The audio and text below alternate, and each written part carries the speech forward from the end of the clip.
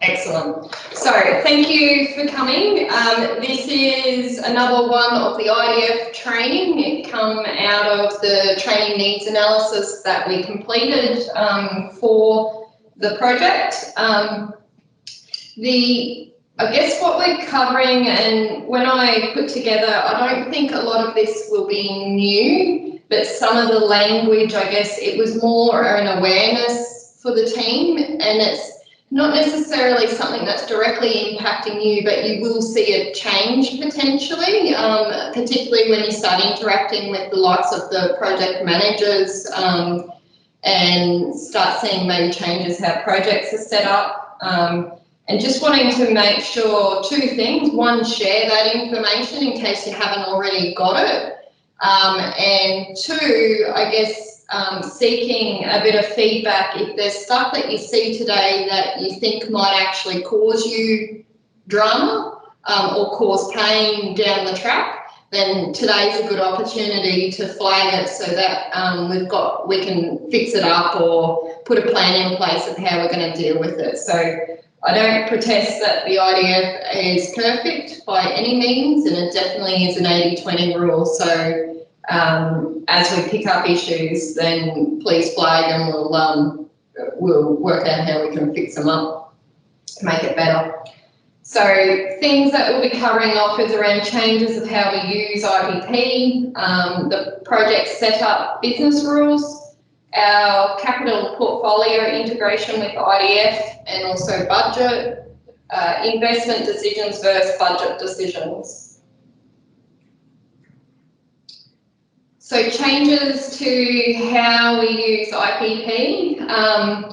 The biggest change that we're making is that in the past, when we had what was called bid documents, and we've now effectively replaced them by business cases.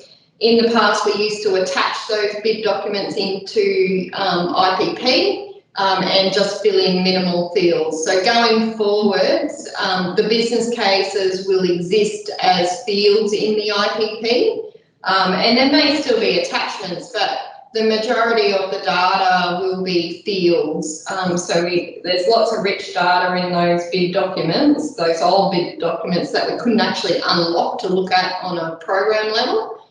So that's the intent of doing this. I was going to go into the test environment of IPP, but it's really, it all looks exactly the same as it used to. There's just more fields there. So I don't know that there's too much value unless anyone really wanted to see what it looked like. So Lisa, just for the benefit of myself and Jenny, who live in actuals land and don't deal with a lot of project work, could you just give us a very quick snapshot of what the IPP is and who uses it at the moment? Because we really don't interact with it at all. Oh, I can demo too, so Lisa, sorry. No, that's really, really good. Thank you. So the IPP is what we use to put our basically 10 years worth of capital work, primarily capital. There is some OPEX type stuff in there, but at the moment we're primarily using it to record that 10 years worth of work that has to happen, capital work. In there, it is basically the foundation for what then informs the long-term financial planning from capital. It is just a register. It's nothing more fancier than that. It's a list of projects with different attributes or fields against it. So moving forward, and it's called IPP, stands for Internal Project Planning. Moving forward, it's the tool or the software, effectively, the technology that we're going to utilise to capture the phase and gate decisions in IDF, and with a bit of work around getting some workflows to help us. But yeah, so it's typically used in that 10-year planning or capital planning. And that's that still sits in Step 1, doesn't it? Mm-hmm. Correct. Yes. Yeah. So it's just a workspace, a different workspace. Can you open it up, Lisa, and give us just a quick look? Absolutely. I've looked at it a long time. Neither do I.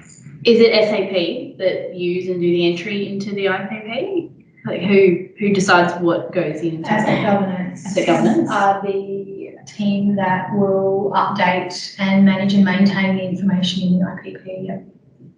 It has to have gone through though decision making before it goes Correct. to be going in. Correct. Through the gates. That's right. We don't update it willy-nilly. It has to have gone through the specific gates, or it might be in execution phase and there's been a change that we need to catch up. So we'll catch changes to projects as well. Yeah. Anything that exists in the IPP at the moment before these gates come in? Is there? I think that's Okay, sorry, going too fast. Yes. Too fast. So at least we'll get to that. There will be some work to be done in cleaning that up. Yeah, cool. there has been some prelim work, but there's a lot more Correct. detail work to occur. Correct. So with every project that exists in there, we're going to map it to where its current phase is, knowing full well it probably doesn't have the full suite of information it should to be at that phase, but we appreciate we can't make everything go back to the start because we've introduced a new framework. So we've mapped that, and that will be uploaded in a bulk upload to it, which will happen over the next couple of days. So yeah, everything's mapped to the framework, to the phase. And then obviously anything new will start from the start of IDF. So it's GRC internal project planning. I'm in the test environment in here just to show you it's exactly the same way you navigate it to, and it all looks the same just to show you the different fields as well as we're going. So this is the landing page for it. If you've got access in, most people have view-only access, and then obviously there's admins that can add new project bits. So when you click on review all, and it goes in, then effectively this is it, it's a register of projects, and I'll just find one that actually has money against it. Oh, we all love Gandoon Street. Let's tick Gandoon Street. Okay, so currently in IPP, the production version, so I've just gone into an individual project. Currently, Lisa, sorry, can you make it bigger? It's really hard to see on the screen here. Yep, okay. Okay, thank you. So in production at the moment, a lot of these fields don't currently exist, and there's minimal fields there. So this is the test of what it's going to look like when we bring it across. And basically every field in here exists as a field in the business case, and we're bringing all that data to be in a central location, and then we can run whatever reports we want out of here on any of the data. So there's things, so there's project information, there's risk information where we're just capturing a summary out of from when people assess it using Beacon, and we just need to capture a summary here for prioritisation. We still have the comments and attachments tab. Financial information is all the same, except for now we're going to ask for a bit more detail around the operating and maintenance costs, the life of project costs, so that upfront capital and the whole. So then when you add those two together, you get the whole of life cost, and a few more other elements that we're particularly interested in. We're also getting people to identify funding sort of outcomes that it might meet, so that we can run a report of tell me all the projects that meet this criteria and are at this stage in the IDF, and that then becomes your starting list for what we might put in for a particular funding bucket, so external funding. So then there's a whole heap of other fields, recommended options, scope, legislative requirements, and then we also are capturing the key roles in the IDF, so who's the sponsor, who's the proponent, and that's certainly going to be used once we introduce those workflows for those gate approvals. And everything else is just normal. So that's what it looks like. at the start, it'll be very much a paper-based system with asset governance updating this IPP once there's the gate approval. When we're in a few months' time, when we move into using this automated or this semi-automated workflows, the actual proponent will be entering the data directly, and then it'll send off for an approval. So we're trying to alleviate that step around that double handling of information and asset governance having to do that really administrative task. So any questions about what IPP is? I have a few, sorry, and I don't know if I'm jumping ahead here again. Stop me if I am. Does this, I see that you've got project bid numbers there. That's your sort of identifier for each one of these projects. Is a project number assigned to a bid when it is created in here? And then I see you can also put your financial information here, like your fund and your cost center. Like, does that sort of flow? If something is in here, it's not integrated?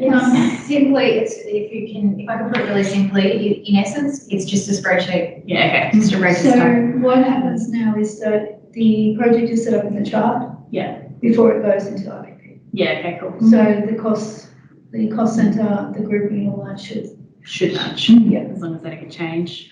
Bearing in mind what's in the IPP doesn't mean that's what budget is. Yeah. Do you know what I mean? This is more the long-term, Yeah. keeping track, managing what we've got in our pipeline. Yes, the schedule of works. Certain information comes out of this into budget each year through a process. Yeah. But the budget's what's actually got budgeted and approved and how you manage, I guess, interactive financials. Yeah.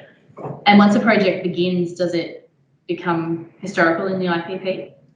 No, not once it begins. Okay. Once it's finished and closed out, it should become Historical. archived. But you could have a project that's in gate 2, for example, that sits there for 3 years because there's no money and there's no drive to progress it further. But we've got it in there because it is at this gate. Yeah. It might not have any dollars against it For a long time. for a long time, but we know we've got this particular project and we've done this amount of work towards it. Yeah. Does that make sense? Yeah. So Yeah. it's also that repository, I guess, and not losing that knowledge in the business with people moving on and all the rest as to, oh, hang on, we were looking at this project a few years back. Why didn't we ever progress that? Or we should look at that again. And then you can go back to where, oh, hang on, here's all the work we already did. Yeah. So Tech One doesn't have the facility to just do that all together, It does. like SAP does. It does. It's called PLM, and we're considering that as a future improvement way down the track. Because I So come not from any- SAP projects where that would just all be. Correct. Yeah. It's not in the immediate next 12 months look ahead, that's for sure. So yeah, unfortunately, we are stuck with using the IPP for the moment. Yeah. And that was the direction of this project, was very much use what we have and use it to our advantage. And that's effectively what we've done. We'll live through until we get the better solution. Okay, cool. Any other questions on the IPP side? No, we're cool.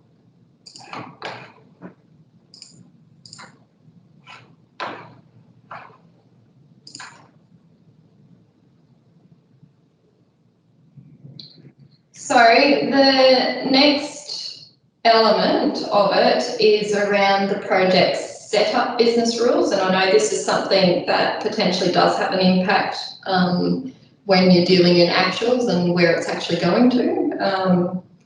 So we have noticed and we've heard that the IPP or how the projects are set up currently is quite unstructured, and there's just a whole heap of different ways of how people set up projects. And every year when we come to doing budget build and how we want to pull it across into those budget packs, we seem to spend a lot of time and effort kind of cleaning the data or massaging the data so it pulls across correctly into the budget pack. So where we've landed is this set of clear project setup business rules, so that when they're set up right from the get-go in IPP, they have the ability to flow into budget packs and then also work for the teams that are delivering these projects in terms of how they're costing to them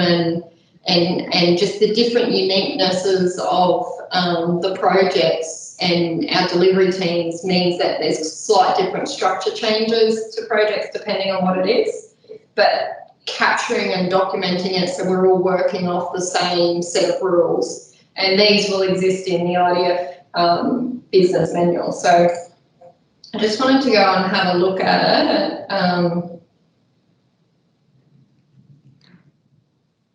If it will open. I don't necessarily want to spend a lot of time on it. However, I think it's important. Well, it's important for me to understand firstly, from in that actual space, how do you guys have any pain points or issues currently on how things are running or how projects are set up, or it's not really a worry? I guess the biggest pain point is journaling. So as long as we're getting that right decision happening at the beginning, then that should stop a lot of that, oh, it's now a capital project. We need to move all the costs from the operating project into the capital project and vice versa. So that's the biggest pain point I see at the moment. It's taking a lot of resources to undertake that.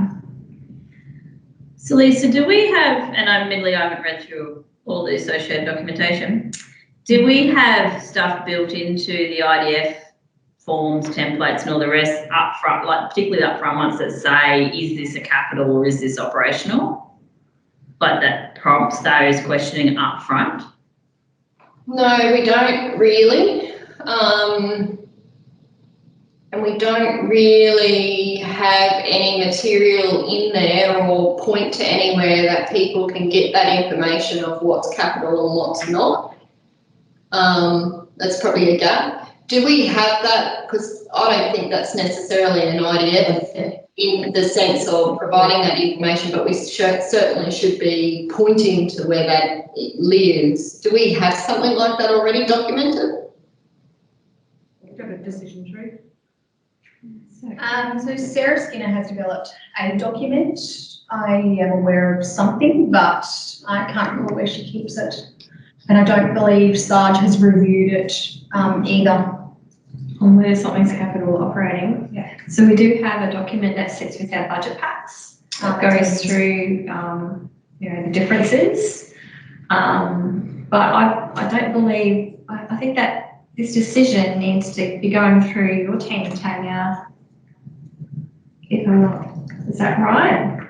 It should be Sarge or one of your team members making this call, not them, not the project manager. No. Yeah. If it's not clear, I mean, most people should have a fairly good understanding, but if ever in doubt, yes, my team should be consulted 100%. Yes. And one step further from that, something that is capital then should also be established as whether it's new, renewal or upgrade. Correct. Section At the point, yes. Correct, yes, that requires educating, yes, 100%. Yeah, and so from that perspective, when I think about it, if we put all of that in context, and I'll just go back to just this for a second, really up until this gate 2, typically, and I'm talking 95% of the time on the a lot of, so just thinking capital for a moment, all the effort put in or all the work done is OPEX for these and always will be. So that's just doing your business case. From that point on, typically it's quite clear, I guess, that that's the point where if we're unsure if this is capital, the proposed solution or the proposed option, I'm suggesting that that's the point where we should be directing people to talk to asset governance to confirm if it's capital or OPEX the next stages onwards. Yes, I believe. Yeah, I agree. Yeah. Does it at gate 2 or is it at gate 3 as once you've decided your option? So at gate 2, you decide the recommended option.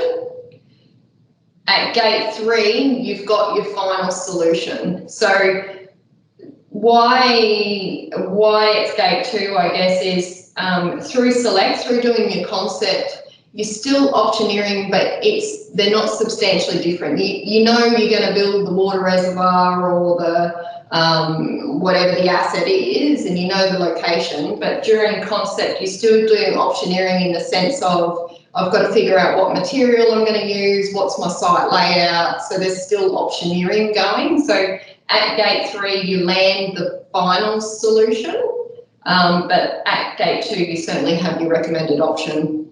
So at gate 2, you know that you are going to end up with an asset. Can I ask a dumb finance question? Is it always operational until we decide to actually proceed with the investment, or can you have capital costs before actually proceeding? So you're talking about design costs and things like that. So if we design something and it doesn't go ahead, then those design costs should be written off as operational expenses. Yeah, because my limited study is around, sunk costs are basically, until you make a decision to actually proceed with the investment, it's a sunk cost which is operational. So it depends. However, I don't know how it's worked now, but I always used to have the design sitting in a capital project. So it's captured as a capital project. And then if it didn't go ahead, then write it off at that stage. So then at least you've got your design costs sitting in a capital project and you continue on with that project. So what you're saying is if we've spent design costs and then decided we're not going any further, it gets operational written off. Yes. But if we've spent design costs, then we go, yes, we're going to proceed to build. Yeah. Then those are capitals. Yes. Right. Yeah. So we're never going to negate that problem you just said though about journaling and stuff, because you're not going to always be able to answer that question. I think you'll be able to make it better, but not completely. We made some areas better where they used to put everything in the capital when half of it they knew was never going to go ahead. Yeah. So we've swapped them this year into an operating project. Yeah. So if they do go ahead, then they've got a work order, so they just pick the work order up and move it. Yeah. In the areas we've identified an issue, we've done that, but most of it, there will be potential turnover. But just to clarify that, I just got a question, and on top of Brooke's question, I guess, with what we do in the capital space, we would be putting it to a capital project from gate 2 onwards. that's fine. Yeah. That's fine. That's normal. Yeah. Because otherwise, so I understand, Brooke, what you're saying, the final investment decision might not be until gate 4. So technically, we don't know if we're going to build this thing until gate 4, maybe gate 3 if we're doing D and C, but technically we haven't made a decision to go ahead until that point. However, if we take a route where we make all this operational and then we make a final investment decision, then that's going to be really messy because you're then having to journal all these costs into your capital project. So I guess from a practicality point of view, we have to put them into capital from this point, knowing full well that if we don't proceed at the final investment, we've got to write off those costs. Yeah, that's correct, Lisa. Yeah, 80-20 rule. Yeah, that's fine. Yeah, 80% of the time they start capital here and they progress right through more than 80. That's right. Yeah. And it's the nature of the type of projects we do. They're not, they're standard and they're just asset management driven. Okay, cool.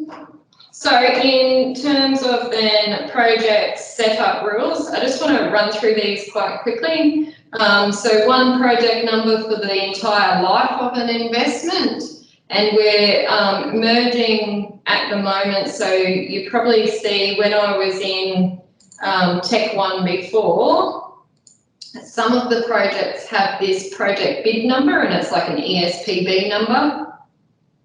We're currently transitioning over to phase those numbers out. And so the actual number in IPP will just be the same project code as what's over in the financial space. So there won't be a different big number in IPP versus the financial side of it. So, but we're in a transition of that. But the idea is when something enters at gate 0 of IDF, it will maintain that same number the whole way through to close, with some exceptions. That means finance setting up project codes though from gate 0, aren't they? Because you said the finance coder. They're set up in the IPP, the project at the start. Okay. Yeah. So do you guys do that, or does asset governance do that? No, the chart for IPP is on asset governance. We do it as part of the process. Yeah, so it needs to be set up in the chart before it hits the IPP or the process doesn't work. Okay. Sorry, I thought. So the only concern I have I set up the projects in Tech 1. So you don't establish the project code. No, for this process now, asset governance will establish the project code based on whatever scenario it is, But to put the actual project into Tech 1 for work orders and costing, that's what I do. You set up and you just get the number from. Yeah. Yeah, gotcha. Sorry, Lisa. That's okay. We need to know this stuff. The next one is where a business case identifies multiple options. So say when we get to gate 2, the business case is saying we need to do, say, 2 capital projects, like 2 solutions. We need to build the reservoir as well as go and do this pipe upgrade. Then at that point, we would actually split those projects out into 2 different. So one would maintain that original number, and then we'd split out a second project for the second one. So that's the exception to that previous point. And then it would continue. I guess gate 2, it hasn't yet incurred any capital costs, so it will maintain the same project number for the duration of where we're incurring capital costs. Up to the point of gate 2, where we've got all these, decision making, research, etc. Are they sitting in an operational project somewhere? Not necessarily. A lot of it will exist as just business as usual in people's, BAU. So as an example, my team in asset planning, it's part of their roles to be doing these business cases and looking at the assets we need to build for growth. So that's just part of the labour cost of my cost centre. And different cost centres and owners will set it up differently, but they don't necessarily link to an actual operating project. Okay, great. Thank you. There are some exceptions to that. The S&T world is maybe the exception, like with the big, pool as example. I know Ericsson in his cost centre has a specific operating number for the pool costs. That's the only exception to that, but that's done on an as-need basis, and they obviously know their program ahead. Yeah, good. We do have to bear in mind, it's probably not at the early stages, but my understanding is there's work looking at, Leah may want to comment, around internal labour costs and that are actually should be costed to capital projects, and it's probably more as they get more into the select and execute define phases, and making sure that's happening and they're not just going to operational budgets. So for example, legals is one area, and I know Talia's been doing work on this space, so It's definitely the later phases, Brooke, so it's from gate 2 onwards, where it's actual capital expense. So prior to gate 2, it's not capital expense. So, but you're absolutely right. From after gate 2, so from that select phase onwards, we aren't necessarily capturing all the costs associated to that capital and therefore not capitalising it. Righto, so the next one is different project numbers for different stages of a multi-stage investment. So that's just meaning like that Gundoon Street footpath one, it used to be one project with the 3 different sections of it in the one project number. What we're saying is that now needs to exist as 3 project numbers, because each stage should actually run through the IDF to make sure it's still valid to do it, because while stage 1 might have been stuck up to be really good, stage 2 and 3 may not have the same benefits versus the cost, so each stage needs to run through. And that's probably, they're typically going to be your advanced, your bigger ones. And it's easy to capitalise too as each stage is completed. So once it becomes in use, we can then capitalise that. Yeah, that's one of the reasons behind it. Yep. Yeah. The next one is one project number for each new or upgrade item from asset growth plan. So that's typically out of my team. So we have one at the moment, which is our pedestrian and cycleway strategy, where it's one number with like about 30 different actual projects in it. So we're just saying it needs to be all split out. But we're using other fields to help us know which projects are actually linked to like a asset growth plan or a renewal plan. So we can filter them out to see them all in one view if we need to. Lisa, does that include linking it to any sort of strategy council has endorsed? Yeah, so if there's a strategy that has, typically they won't have capital, but you will have a subsequent plan that then outworks the strategy, which would then give you actual work. Yeah, I guess so. But same thing, but if you've got any sort of strategy or plan that calls for a capital item to be built, then, or multiple capital items, then we can use that same field to link them together, basically.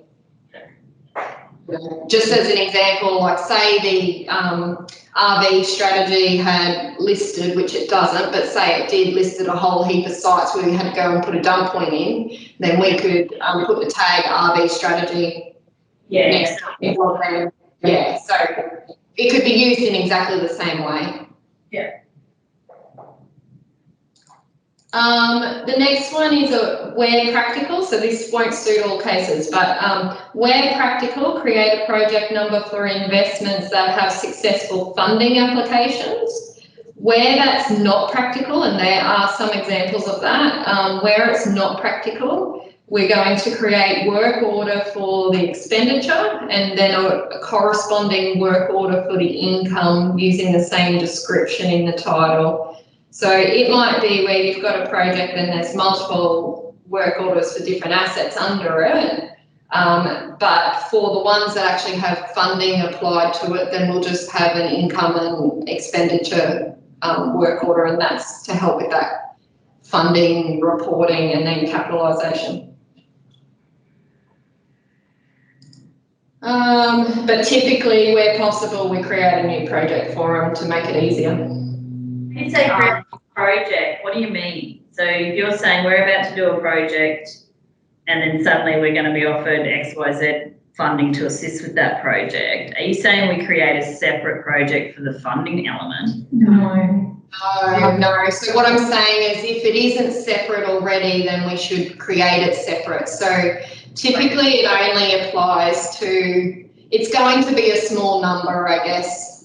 Because if we're true to these rules, they're already going to be separate.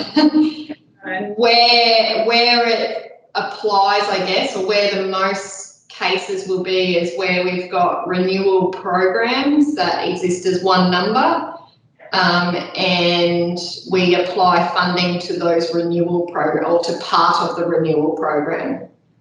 Yeah. A specific rule. That's where it really comes out, and where possible, we try and split them out as their own project, like those specific assets. Sometimes it's not always possible, particularly if we're depending on who's delivering it, like whether it's a contractor or our internal teams, just how they operate in the field and like to work. So a new project for any urgent investments, so which I think is pretty straightforward. That's what we do now. Different project numbers for upgrade and renewal of assets that are managed as distinctly different sites or activities. So this is the water reservoir renewals is an example, water main replacements. They're big projects, and they really need to be not managed as a one project number per program. They need to be managed as basically one project number per asset. You are going to have assets, for example, projects that are going to have a bit of both. For instance, like if you're going to make the width of a road wider and then do a reseal or something on that road as well, like you're going to have a bit of a mix sometimes. So there might be a bit of upgrade and renewal in one project. So just be aware of that is what I'm saying. When we have that, because obviously we give guidance, or the guidance we've been giving between upgrade and renewal is that whatever the majority is, go that way. So majority is renewal, then put it as a renewal project. Because at the moment we can't actually specify 50% as renewal and 50% as upgrade.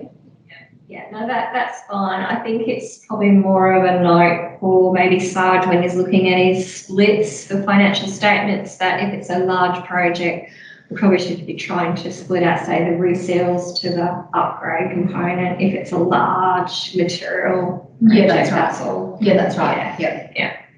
Is that something we need to capture as part of these project rules to trigger that conversation, or is that just something Sarge does in his BAU tenure?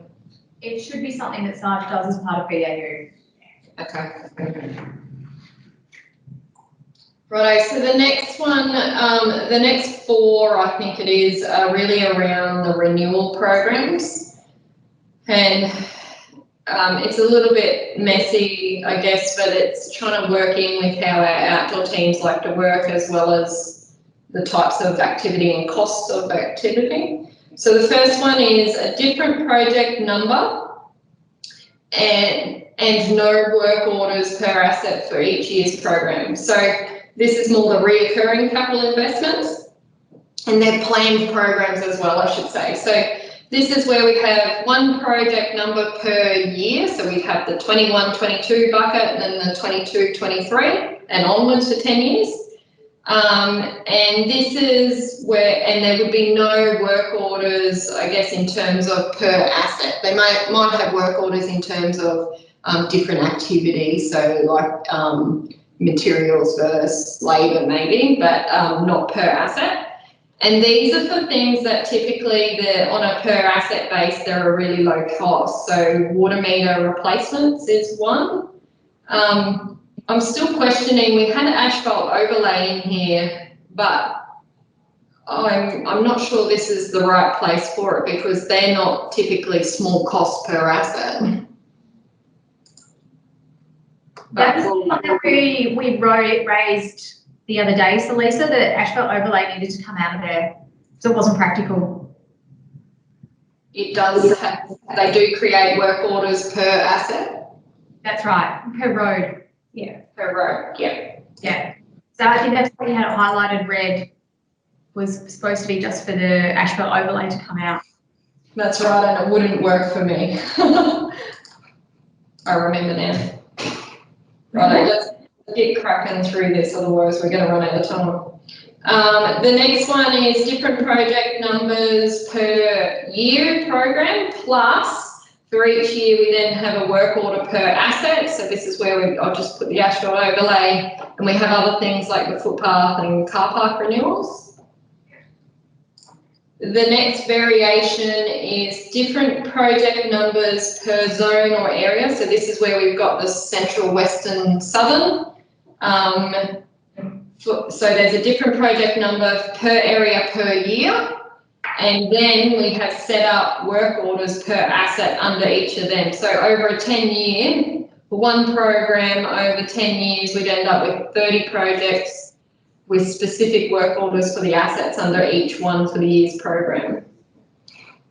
And this all has to do with, because it's internal teams typically delivering these, so transfer road drainage, gully pit renewals. The last variation is different project numbers for each year's program.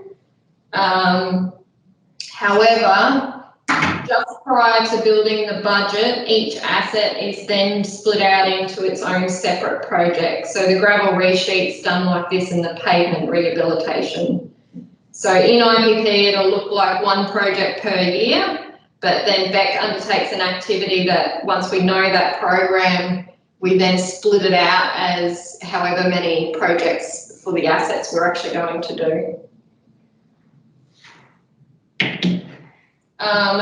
Then we go on to the next two are where they're basically people pay us to do work. So the first one is we have the same project number and same work order for the new water and sewerage connection. So this is where customers make an application for it.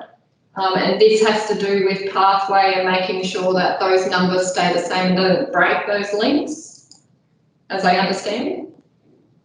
The next one is same project numbers but different work orders per external request. So we have the same project number year on year, but every time there's a new request or application, we create a new work order for it.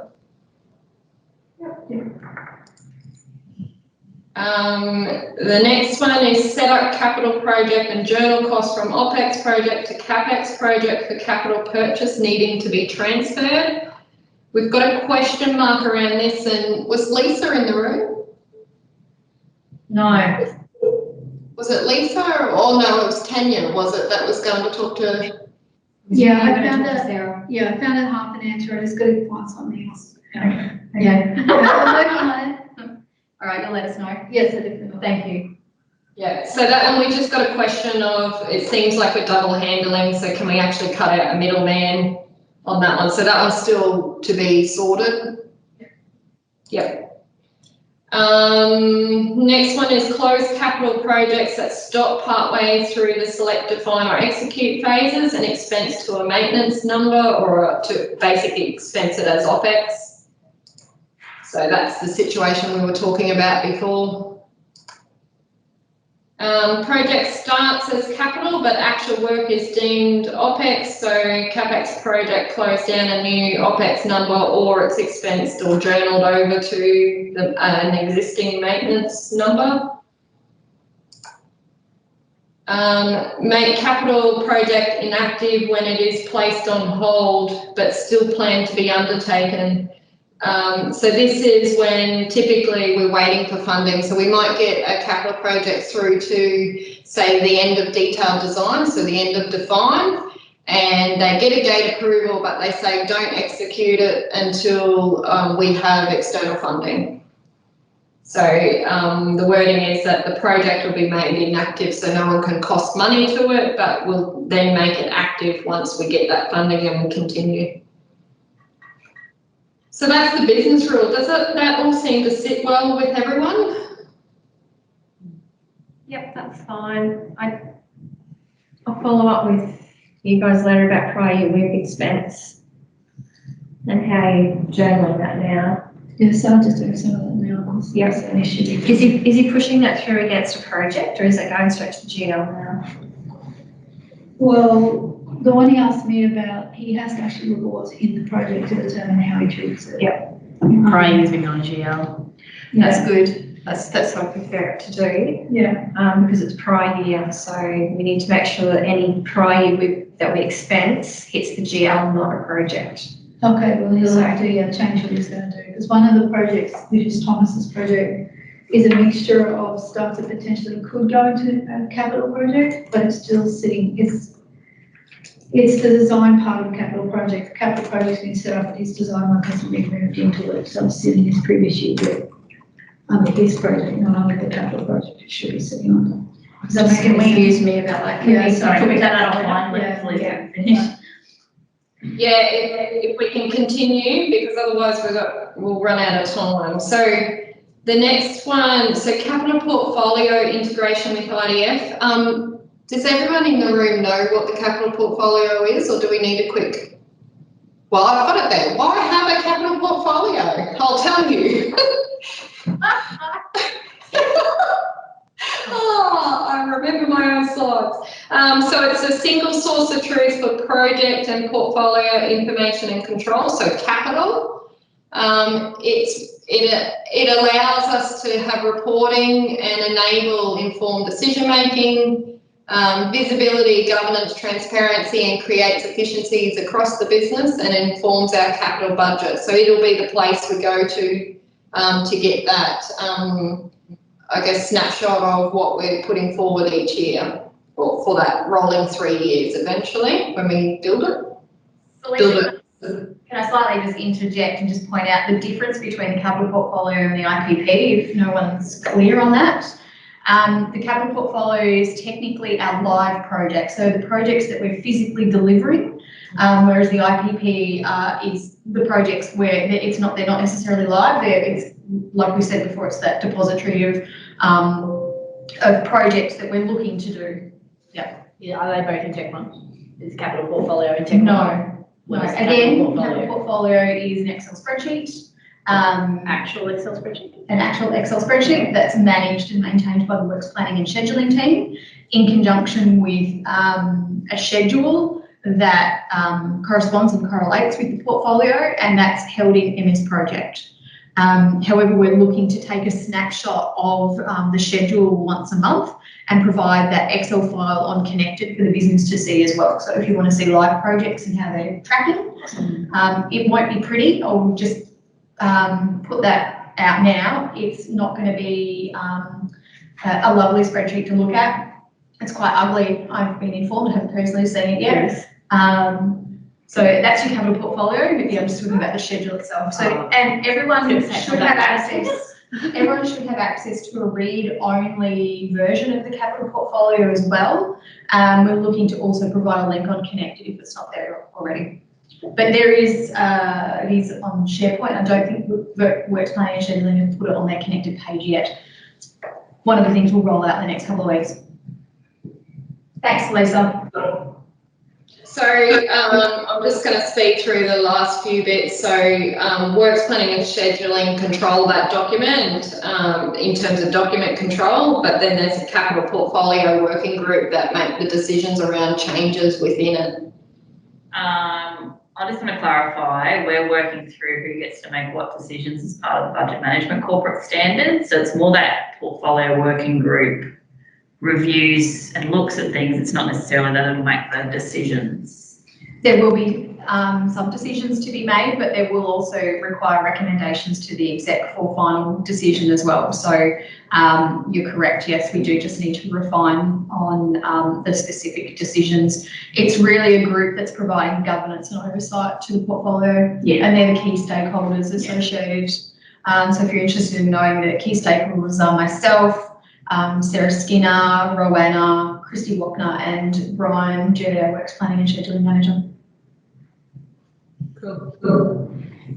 So there's different sources of change. It could be change requests from PMs on projects, IDF decision gate that triggers a change, a capital portfolio, or a capital reallocation request where we need effectively budget assigned to something that was unplanned.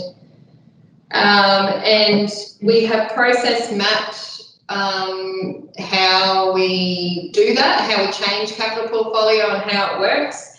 And I'm not going to go into it today, but it also links with the other process mapping we've been doing in these transformation projects for IDF. Also, there's a process map around updating the IPP, how that happens, which is effectively done by asset governance. Project change, so, and budget as well. So this won't be new to you, but it is certainly language we're embedding through introducing IDF, and that is that we have a life of project cost, and that's considered for capital projects, that's considered the capital expenditure.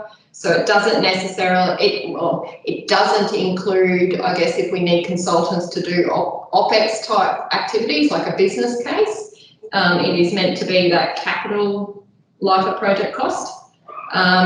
Then the operator maintenance cost equals whole of life cost. So they're just the terms we're using in IDF when we're talking about those aspects. And obviously cost estimate matures through the phases as we go through and try to build some maturity in that space, so we're not getting surprises when we tender. And then the very last thing I had to talk through is around approvals. This is a change in the business and quite a big change. So previously we've operated under a basis that as soon as the budget's approved, I take that as I've got approval to do whatever that budget is for. Whereas now we're saying that's not the case. So you need an investment approval as well as budget approval before you can then go and get a contract or purchase something. So there's two scenarios that this happens in. And the first scenario is I go and get a gate approval to say do detailed design on my project. And I look at the budget and I go, I've got no budget to do that phase or that work. Then you have to go and get budget approval. So the process is that it goes to the capital portfolio working group, and whatever our other approvals are needed based on what Brooke just said before. Or if there's no budget that can be allocated to it, then you wait for the next financial year budget to drop. And then once you've got that budget, you can then go and get your contract approval or purchase it or whatever that is. So that's scenario one. So that's where you get your investment approval first, and then you've got to get your budget approval. So the second scenario is where the budget drops and I've got money to do my detailed design, say. However, I haven't yet passed gate 3, which you need gate 3 to start your detailed design. So I've got budget approval, but I've got to wait until I get that investment approval, so that gate decision, before I can then start the work on my detailed design. And then obviously if I need a consultant to help me with that, I can then go and procure and get that service. So just it's probably not new to you, but it's certainly something new we're introducing as part of IDF coming online. Does that make sense? Yeah. Yep. And that's it. Any other questions? I think there's a lot of questions coming our way at the moment in regards to, I've got a budget for a capital project. I'm not going to finish my capital project. I've got no budget for next year to finish it. Do I need to put it through the IDF? And how do I finish my project if I've got no budget? You'll need to need to send them through to the works planning and scheduling team, who will then put a recommendation to the capital portfolio working group. Okay. And we will assess it from there. We've already had, and in our first meeting last week, reviewing that exact scenario. And so looking at where can we capture savings within what's been approved to accompany or account for exactly that. It's those carryovers where when we're doing the budget process, you just can't foresee something not finishing. So if they've got a mailbox, just works planning mailbox. Yes, I have been putting them all onto Sarah, so perhaps I should change tact and go that way. Yeah, because they'll then review the schedule, they'll review resourcing, they'll review the entire portfolio, and then they'll put the recommendation through to the working group. Great, thank you. And we'll get better at that space too, as we get better at doing monthly forecasting as well. Yeah, but anyway, it's a work in progress. Yeah. Are these people that are asking those questions, Nancy, from out the field, or? Oh, Rob McDonald's. You should know. Yeah, they don't. They don't. What do I do? It's like, well, you need to talk to Sarah about your options. So why isn't it already? That's okay. Okay. Righto, we have no minutes left. Any other questions? All good. Thanks, Elisa. That was great. Thank you very much, everyone, and I'll talk to you all soon.